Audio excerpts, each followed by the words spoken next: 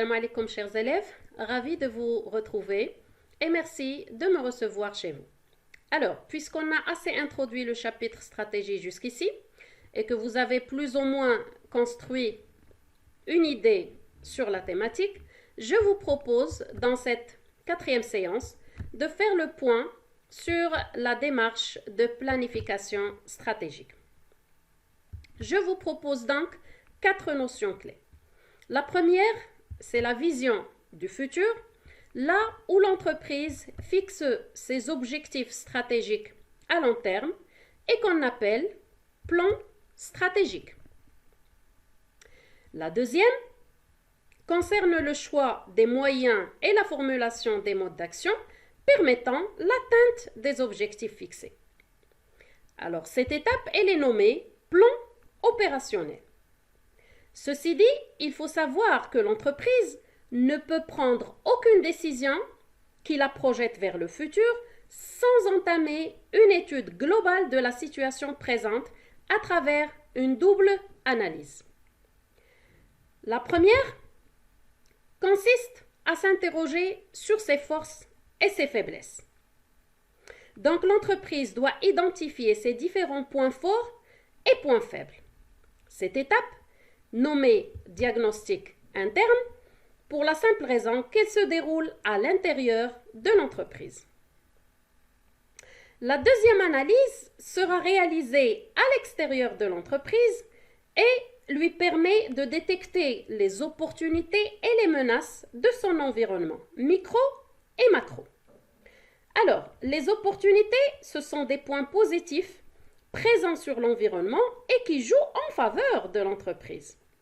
ما يسمى بالفرص. Pour les menaces, par contre, ce sont des points négatifs qui peuvent présenter un danger pour l'entreprise. ويمكن القول تهديدات أو أخطار. Cette étape d'analyse, elle est nommée diagnostic externe. Alors, pour récapituler, on va schématiser le processus de planification stratégique selon l'ordre d'enchaînement logique des étapes. On retrouve donc notre diagnostic stratégique qui se fera à 2 niveaux, rappelez-vous, interne pour l'entreprise, pour détecter ses forces et ses faiblesses, et externe sur l'environnement pour identifier les opportunités et les menaces. Alors, sur la base des résultats obtenus au niveau du diagnostic, l'entreprise formule son plan stratégique en fixant, comme on a dit, ses objectifs, bien sûr, stratégiques à long terme et se décide sur ses orientations générales. توجهات العامة. Après quoi, elle arrive sur le plan opérationnel, là où elle doit mobiliser les moyens nécessaires selon les besoins, bien sûr, instaurés par la stratégie et se décider sur les modes d'action à exercer et à appliquer à moyen terme.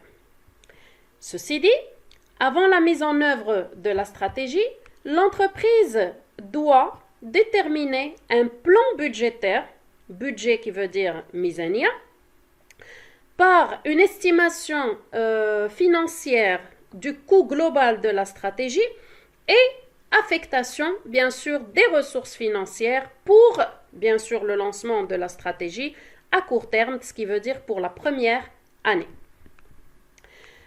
Donc, sur ce, si le budget est donc disponible, la mise en œuvre de la stratégie est lancée. En parallèle, un suivi doit être, bien sûr, entretenu depuis le début jusqu'à la fin, avec une évaluation intermédiaire étape par étape, ainsi qu'une évaluation sommative à échéance, c'est-à-dire à la fin de la durée allouée, bien sûr, à chaque objectif. À ce moment-là, si l'objectif est atteint à 100%, donc s'il y a réussite et efficacité de la stratégie, automatiquement l'entreprise passe à l'objectif 2. c'est-à-dire à l'objectif suivant. Mais sinon, s'il y a un écart entre l'objectif fixé et le résultat obtenu, donc une différence entre les deux, l'entreprise doit automatiquement réviser sa stratégie, d'accord? Donc revenir en arrière pour détecter les erreurs commises, bien sûr, dans les étapes précédentes. Cette étape, cette opération s'appelle la rétroaction. Et bien sûr, l'objectif, c'est d'apporter les rectifications nécessaires, c'est d'ajuster en quelque sorte la stratégie pour récupérer le manque à gagner. L'ensemble de ces critères est nommé contrôle stratégique. Étape décisive pour l'entreprise puisque c'est là où se mesurent les résultats des décisions prises au début. Ce contrôle s'appuie sur deux critères d'évaluation qui peuvent être soit quantitatifs ou qualitatifs. Pour les éléments quantitatifs, on retrouve une évaluation du chiffre d'affaires, de la part de marché ou du résultat annuel, voire d'autres éléments qui peuvent être chiffrés et mesurables. Au niveau qualitatif, on évalue donc le degré de satisfaction, par exemple, de la clientèle, notre image de marque ou notre notoriété sur le marché. À la suite donc du contrôle stratégique, l'entreprise se trouve face à deux scénarios. Le premier est un retour arrière, par une révision de la stratégie en cas d'écart, ou carrément une redéfinition de celle-ci en cas d'échec stratégique. ما يسمى بالفشل استراتيجي. Le deuxième scénario, par contre, permet à l'entreprise de poursuivre sa stratégie du moment qu'elle est efficace et donc d'avancer vers une performance globale. Voilà donc la dernière étape du processus de planification stratégique.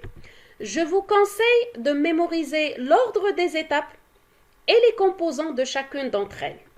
Ceci dit, j'espère que le contenu de la vidéo vous a été bénéfique.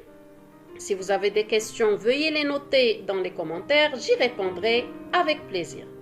Soyez au rendez-vous pour les séances prochaines.